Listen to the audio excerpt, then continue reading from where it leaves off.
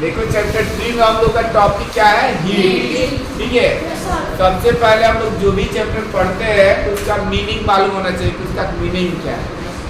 ठीक है, तो मीनिंग का मतलब ये नहीं कि केवल उसका हिंदी से लेना देना नहीं है।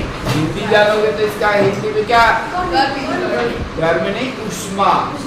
हिंदी जानोगे तो इसको बोलते हैं उष्मा।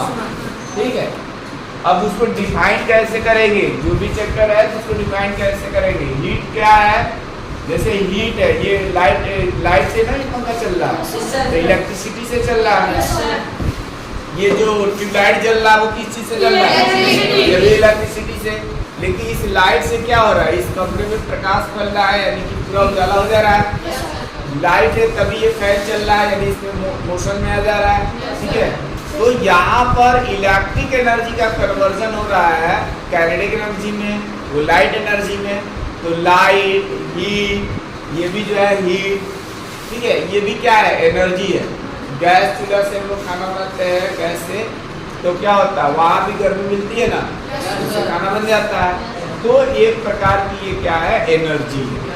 Heat is the form of energy which produces, यानी जो उत्पन्न करता है the sensation of hotness और coldness of any body, जो किसी बॉडी में हॉटनेस या कोल्डनेस का सेंसेशन कराता है, अनुभूति कराता है या अनुभव कराता है। ठीक है, या एहसास कराता है। ठीक है, किस चीज का एहसास कराता है, हॉटनेस और कोल्डनेस ऑफ द बॉडी। ठीक है, तो हीट की डिफिनेशन क्या हो गया,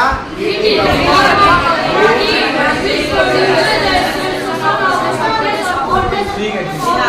अब बात आती है कि हमने तुम लोग से क्वेश्चन किया था कि अगर हम लोग आइस पीस को टच करते हैं तो ठंडा लगता है, लेकिन एक गर्म लोहा रख दिया जाए उसको टच करेंगे तो गर्म लगेगा। तो ये हॉटनेस और कोल्डनेस का एहसास क्यों होता है हमारी बॉडी। ठीक है, तो इसके लिए मैंने कहा कि अगर हीट लॉस होती है, हीट लॉस होती है तो क्या होगा, कोल्डनेस यानी ठंडे का एहसास होगा। अगर हीट गेन होगा तो हॉटनेस यानी गर्मी का एहसास होगा। ठीक है, जाड़े में ठंडी इसलिए लगती है क्योंकि हमारी बॉडी का टेम्परेचर होता है 37 डिग्री सेल्सियस लगभग, और जो एटमॉस्फेयर का जो टेम्परेचर होता है वो क्या होता है 37 से बिलो होता है। 10 डिग्री, 12 डिग्री, 5 डिग्री, कहीं कहीं 0 डिग्री पर दिया जाता है। नहीं, तो हमारी बॉडी का टेम्परेचर ज़्यादा और उसका एटमॉस्फेयर का टेम्परेचर कम। तो हमने एक एग्जांपल दिया था कि हमेशा जैसे यहाँ पे फर्श पे पानी गिरा दिया जाए तो ये किधर फ्लो करेगा, जिधर ढलान होगा, यानी हाई से लो की तरफ, हाई से लो की तरफ, यानी कि ज्यादा से कम। तो वैसे ही इसमें भी टेम्परेचर ज्यादा है तो ज्यादा से कम की ओर हीट फ्लो करता है। तो जाड़े में क्या होता है, बॉडी का टेम्परेचर ज्यादा, एटमॉस्फेयर का टेम्परेचर क्या कम, तो इसलिए बॉडी से हीट का क्या होता है, लॉस होता है। और ये लॉस होने की वजह से ही हमको क्या लगती है, ठंडी लगती है। ठीक है, सिमिलरली यहाँ आइस के कंडीशन में भी वही कंडीशन है, बॉडी का टेम्परेचर ज्यादा, आइस का टेम्परेचर कम।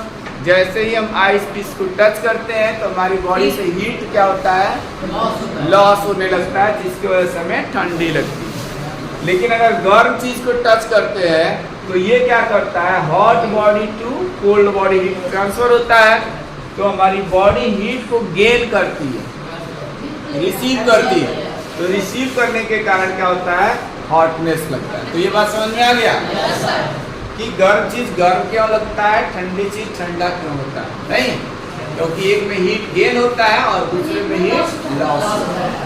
नेक्स्ट बात आती है कि ये जो हॉटनेस और कोल्डनेस जो टर्म हम बता रहे हैं तो उसको हम लोग कैसे मेजर कर सकते हैं, कैसे माप सकते हैं, हॉटनेस और कोल्डनेस को कैसे मापा जा सकता है। तो उसको मापने के लिए या मेजरमेंट करने के लिए एक टर्म आता है टेम्परेचर। क्या आता है, टेम्परेचर। जैसे अभी हमने बताया कि आज का टेम्परेचर अगर 32 डिग्री सेल्सियस है तो क्या है, वो उस हॉटनेस या कोल्डनेस का क्या है, मेजरमेंट। तो टेम्परेचर की डिफिनेशन क्या हो गई? द मेजरमेंट ऑफ हॉटनेस और coldness of any body is called temperature. और टेम्परेचर को हम लोग अलग अलग चीजों में मेजर करते हैं। जैसे 3 अलग अलग चीजें, एक है तुम्हारा डिग्री सेल्सियस। क्या है? Degree Celsius. डिग्री सेल्सियस में मेजर किया जाता है। एक होता है फ़ारेनहाइट, ठीक है, और एक होता है केल्विन। केल्विन में डिग्री नहीं लगता है, इसको डिग्री सेल्सियस पढ़ते हैं। जैसे मान लो 35 डिग्री सेल्सियस, बॉडी का टेम्परेचर 98 डिग्री फ़ारेनहाइट।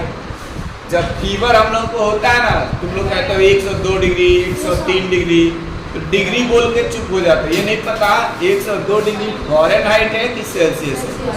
तो तुम लोग आज से याद रखना कि 102 डिग्री या 3 डिग्री जो होता है वो फ़ारेनहाइट में होता है, डिग्री सेल्सियस में नहीं होता है।